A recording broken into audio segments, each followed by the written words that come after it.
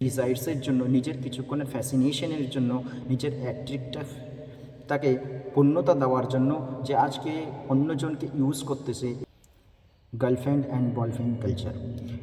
অর্থাৎ ইসলামের মধ্যে ইসলাম কি বলে যে গার্লফ্রেন্ড আর বয়ফ্রেন্ড বানানো কীরকম, এরকম আজকাল যে চলছে যে জামানা, এরকম আজকালকার ইউথ যে করতেছে নিজের কিছুক্ষণের ডিজায়ার্সের জন্য, নিজের কিছুক্ষণের ফ্যাসিনেশনের জন্য, নিজের অ্যাট্রাক্টিভটাকে পূর্ণতা দেওয়ার জন্য যে আজকে অন্যজনকে ইউজ করতেছে। এর মধ্যে তো প্রথমত আল্লাহ তাআলার হুকুমকে অমান্য করা হচ্ছে, আল্লাহ তাআলার হুকুমকে মানা হচ্ছে না। হুজুর সাল্লাল্লাহু আলাইহি ওয়াসাল্লাম যে আমাদেরকে সুন্নত তরিকা বলে গেছেন, পদ্ধতি বলেছেন, তাকে মানা হচ্ছে না।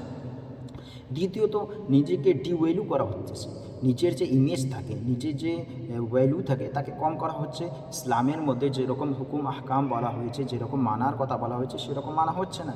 নিজের মান ইজ্জত একদম নষ্ট হয়ে যাচ্ছে।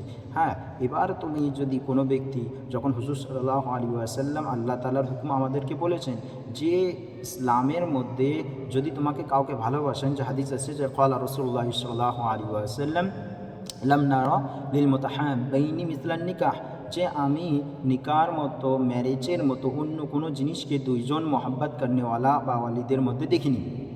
অর্থাৎ আল্লাহ তাআলা বলতে চান, আল্লাহ হুজুর সাল্লাল্লাহু আলাইহি ওয়াসাল্লাম বলতে চান যে তোমাকে যদি কারো দিকে তোমার যদি ফ্যাসিনেশন আসে, কাকে যদি তুমি তোমার যদি আকৃষ্টতা জাগে, তো তোমার জন্য সবথেকে ভালো, তোমাদের জন্য সবথেকে ভালো যে তোমরা নিকাহ করে নাও, ম্যারেজ করে নাও, তোমরা আল্লাহ তাআলার বন্ধনে আসো।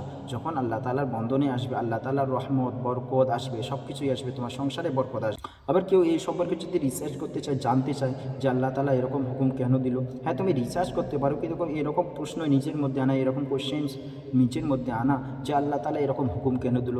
যখন তুমি দেখতেছো যে আল্লাহ তাআলার হুকুম, প্রথমত আল্লাহ তাআলা যখন কোনো জিনিসের হুকুম দেয় তখন তো আমাদের মাথা পেতে মেনে নেওয়া দরকার, কারণ আল্লাহ তাআলা আমাদেরকে সৃষ্টি করছে। দ্বিতীয়ত যদি কোনো ব্যক্তি রিসার্চ করতেছে তো এরকম কোশ্চেন্স, এরকম প্রশ্ন নিজের মনে না আনা, আর যদি আসে তো আস্তাগফিরুল্লাহ পড়া, এবং আল্লাহ তাআলা যে হুকুম দিয়েছেন, হুজুর সাল্লাল্লাহু আলাইহি ওয়াসাল্লাম যে আমাদেরকে পেগাম দিয়েছেন, তার অনুসরণ করা।